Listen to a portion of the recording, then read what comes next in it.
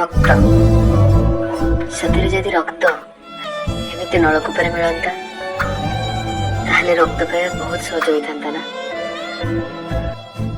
ଆଉ ଆମେ ଆପଣଙ୍କୁ ଅନୁରୋଧ କରିନଥାନ୍ତୁ ରକ୍ତଦାନ ପାଇଁ, କିନ୍ତୁ ରକ୍ତ ଆମେ ତିଆରି କରିପାରୁନାହିଁ, ଆପଣମାନଙ୍କ ପରି ଜୀବନଦାତାଙ୍କ ଠାରୁ ହିଁ ପାଇଥାଉ। ମାତ୍ର 3 ରକ୍ତଦାନ 3ଟି ଜୀବନ ମଧ୍ୟ ବଞ୍ଚେଇ ଦେଇପାରିବ। ପ୍ରତ୍ୟେକ 2 ସେକେଣ୍ଡରେ ଏମିତି କିଛି ମଣିଷ ଆସୁଛନ୍ତି ଯେଉଁମାନଙ୍କ ରକ୍ତର ନିହାତି ଆବଶ୍ୟକତା ରହୁଛି।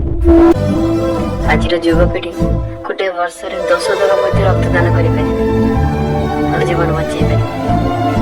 ଆପଣଙ୍କ ପ୍ରତ୍ୟେକ 56 ଦିନରେ ଆପଣ ରକ୍ତଦାନ ଦେଇପାରିବେ। ଦୟାକରି ରକ୍ତଦାନକୁ ହେଳା କରନ୍ତୁ ନାହିଁ।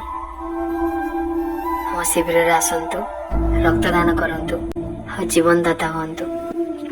ଆସନ୍ତା ଉତ୍କଳ ଦିବସ ଉପଲକ୍ଷେ ଏପ୍ରିଲ 1 ତାରିଖ ସକାଳ 8ଟାରୁ ଅପରାହ୍ନ 2ଟା ପର୍ଯ୍ୟନ୍ତ ଆପଣ ରକ୍ତଦାନ କରିପାରିବେ। ସ୍ଥାନ ଖାଲି ନା, ହାକାଣ୍ଡା ପଡ଼ିଆ ଖାଲି ନା। ସମସ୍ତଙ୍କୁ ମୋର ବିନମ୍ର ଅନୁରୋଧ, ଆସନ୍ତୁ ରକ୍ତଦାନରେ ଯୋଗ ଦିଅନ୍ତୁ।